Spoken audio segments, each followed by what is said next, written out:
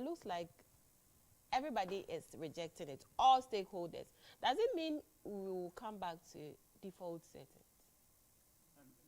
May not for now.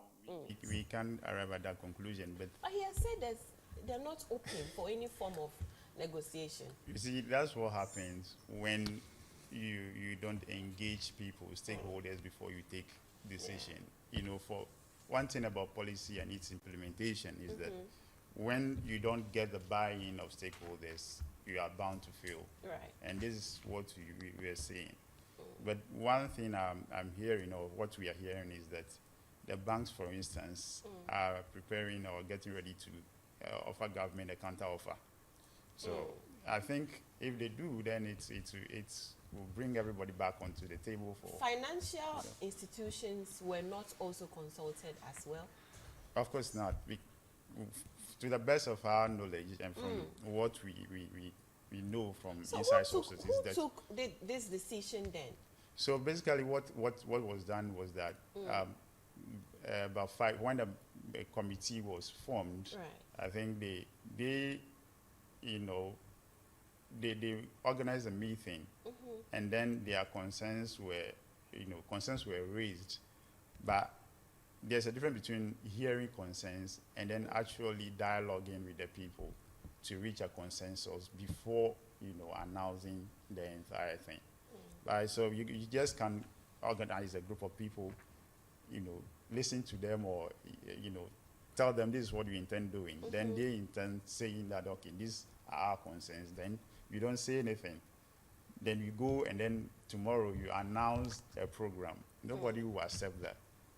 Are you getting it? That's why I said they say they are, following the Jamaican example, but that's never the Jamaican example. What they are doing now is the last resort, and that last resort came after the second, debt exchange, because of the first one failed, and a lot of people now didn't want to believe that government was going to maintain fiscal discipline, because they failed in the first instance. So then people are now reluctant to now buy into the second offer.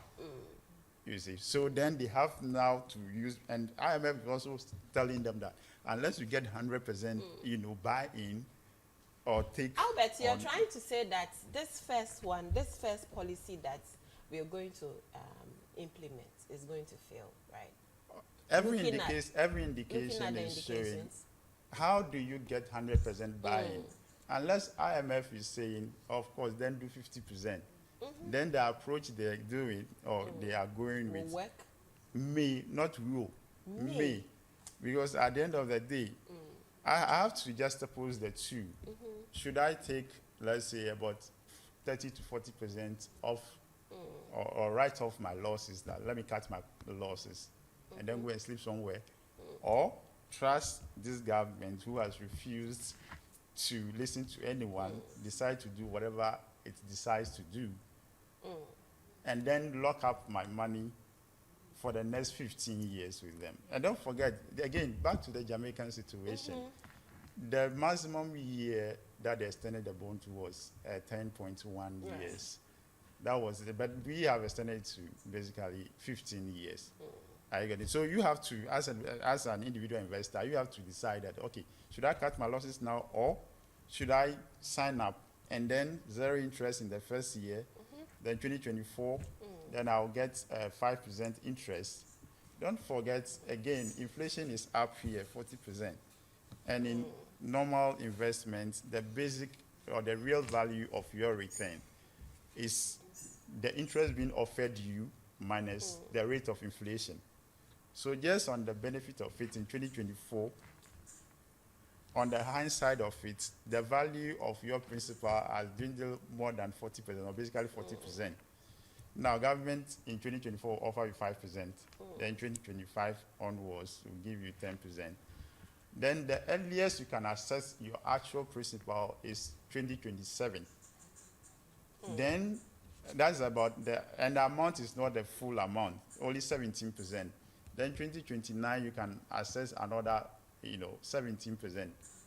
You access about 18 or so percent in 2032, and then 41% in 2037. So now it's left to you as an individual investor to say, okay, well, you can lose money, so let me cut my losses and then use the little I have to go and do something else. And then in 10 years, I'm sure I'll double my money. Or, okay, I believe this government and I trust they will do the right thing and bring the debt to sustainable level. And then for the credit rating agencies to now also rate them higher or improve their rating. But it doesn't look, yesterday, for instance, Standard & Poor downgraded because of this whole thing. Now we are basically at default.